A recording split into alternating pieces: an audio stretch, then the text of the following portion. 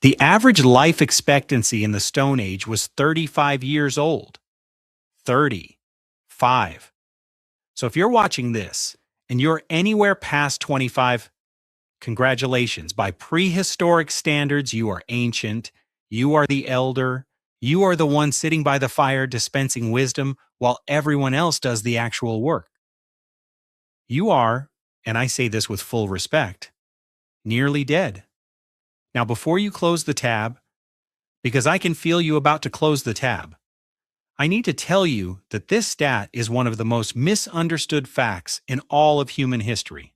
Because that number, that 35, it's a lie.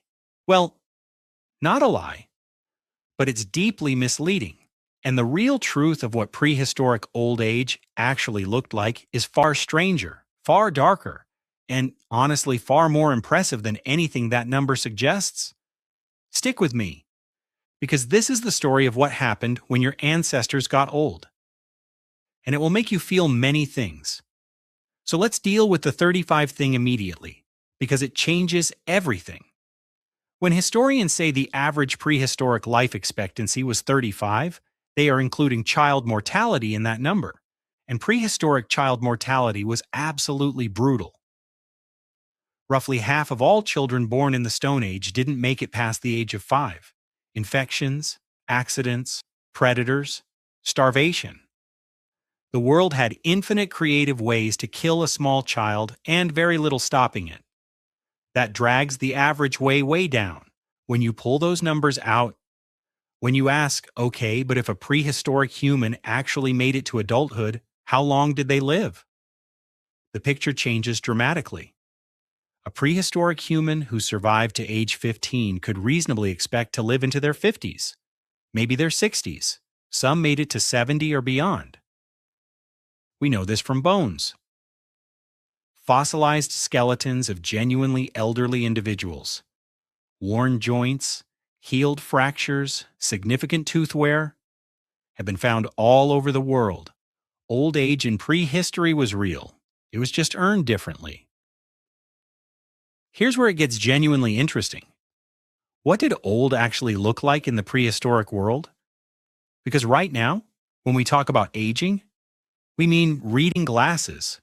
We mean joint supplements and retirement funds and arguing about inheritance and complaining that music is too loud. That's what old is to us. In prehistory, old looked different. By the time you were considered old, somewhere around 40 to 50, your body had been used hard, not gym hard, not marathon training hard, actually hard, daily hard. Your joints had absorbed years of crouching, carrying, climbing, running, and sleeping on the ground in all weather. Your teeth were worn down from eating grit-covered food for decades. Prehistoric food preparation left traces of sand and stone in everything, and it ground teeth to stumps over a lifetime. Your spine was curved from years of heavy loads. Your hands were thick and scarred. Your hearing was damaged from years of sleeping in the open with everything trying to eat you.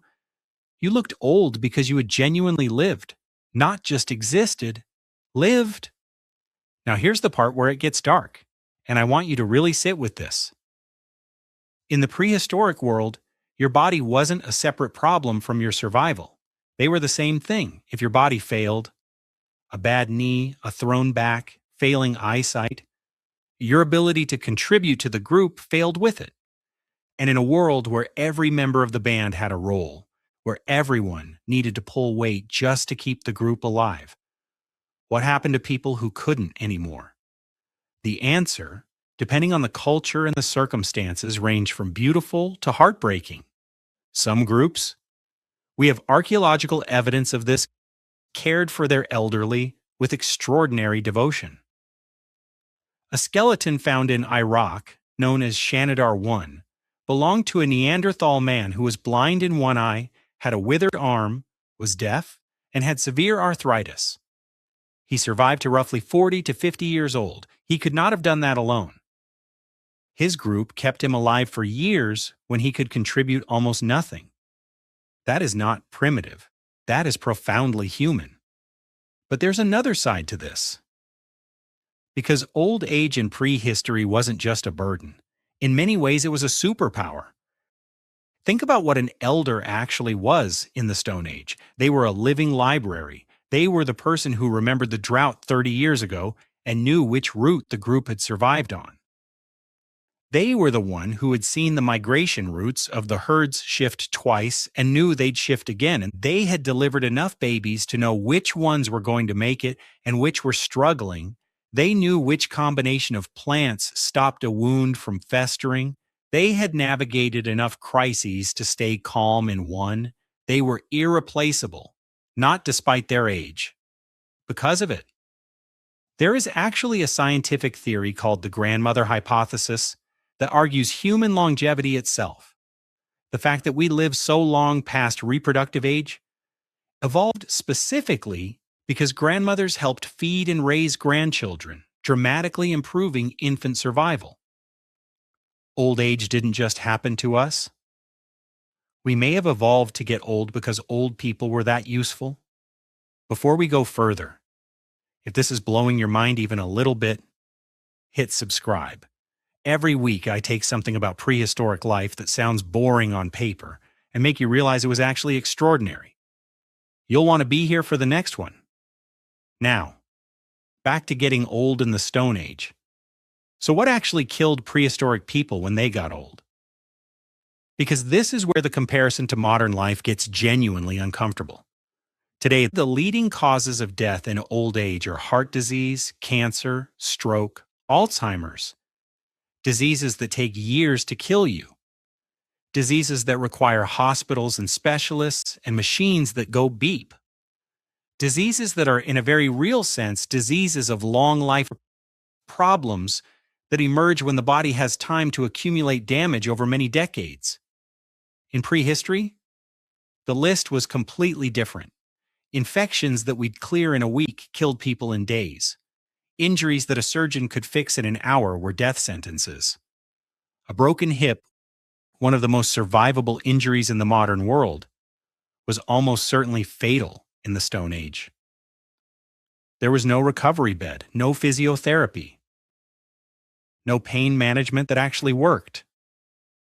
You broke your hip, and within days you couldn't move, couldn't hunt, couldn't stay warm, couldn't defend yourself. The world simply continued around you with very little regard for your situation. Brutal doesn't quite cover it. Honest does. Now I have to tell you something that's genuinely uncomfortable.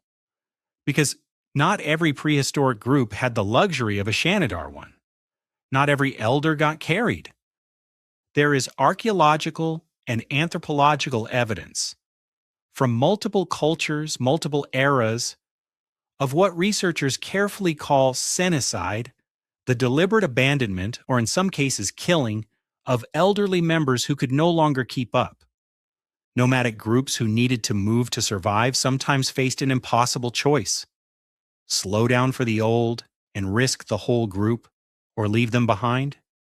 This is not easy to hear. It doesn't fit the story we want to tell about our ancestors. But the reality of prehistoric life was that sentiment and survival were sometimes in direct conflict, and some groups, in some moments of desperate necessity, chose survival. What's important to note is this wasn't universal. It wasn't even the norm. Most evidence points to care, not abandonment. But it happened. And pretending it didn't would be dishonest to the actual complexity of what prehistoric humans faced every single day. These were not monsters. These were people making impossible choices under impossible pressure. Let me tell you about some of the oldest prehistoric humans we actually know about, because these individuals are extraordinary. There's a skeleton known as the Old Man of La Chapelle, a Neanderthal who died somewhere between 40 and 50 years old, which for a Neanderthal was genuinely ancient. His skeleton shows severe arthritis across almost every major joint. He had lost most of his teeth years before he died, which in a world where eating was how you stayed alive, was catastrophic. His jaw had partially resorbed. His spine was so arthritic he would have walked with a heavy stoop. He was in chronic daily pain in a world that had no painkillers. And yet someone fed him. His group processed his food into soft mash he could swallow without teeth. They kept him mobile enough to survive for what researchers estimate was years after he became severely disabled. Think about that for a moment. Neanderthals, the species we spent a century calling brutish and primitive, were mashing food for their elderly disabled members before the concept of civilization existed. They were doing nursing care before nursing existed. Here's the part where I want you to feel something. In the modern world, we have built the most sophisticated system of elderly care in the history of our species. We have retirement homes, pension funds, palliative care, dementia specialists, hip replacements, pacemakers, medication that manages conditions our ancestors died of in a week. We have, by any objective measure, solved most of the physical problems of old age in a way that would seem like magic to a Stone Age human. And yet, and this is the uncomfortable part, we are arguably worse at the human side of aging than our prehistoric ancestors were. The loneliness epidemic among elderly people in the modern world is well documented and devastating. Millions of people in their 70s and 80s go days without meaningful human contact. They are housed separately from their families. Their knowledge and experience are undervalued. They are not the living library that a prehistoric elder was. They are, in many cases, quietly invisible. A Neanderthal with severe arthritis and no teeth was mashed food by his community every single day. That old man in the care home, he might not get a phone call this week. We solved the body. We forgot the human. So here's where we land. And I want this to actually land, not just float past you. Prehistoric old age was hard. Genuinely, unimaginably hard, in ways we can barely picture from our centrally heated, painkiller-stocked, GPS-enabled lives. The body wore out faster, the threats never stopped. The margin for error was zero. There was no system designed to catch you when you fell, there was only the people around you, and whether they valued you enough to carry you when you could no longer walk. And the remarkable thing, the thing that should make you feel proud to be human, is that again and again and again, across thousands of archaeological sites, across every continent, across hundreds of thousands of years, the answer was yes. They carried each other. Blind men with withered arms, toothless elders who needed their food mashed, people who gave nothing back except knowledge, memory, and presence. At instinct, to take care of each other even when it costs you something, is not modern. It is not civilized. It is not something we invented. It is the oldest thing about us. It is more ancient than language, more ancient than agriculture, more ancient than anything we usually point to and call human progress. You exist because someone 50,000 years ago decided an old person was worth keeping alive. If you made it this far, you're exactly the kind of person this channel is made for. Hit subscribe so you don't miss what's coming next. Because next video, we're covering what prehistoric humans actually ate every single day. And I promise you, it is so much worse than whatever you had for lunch. I'll see you there.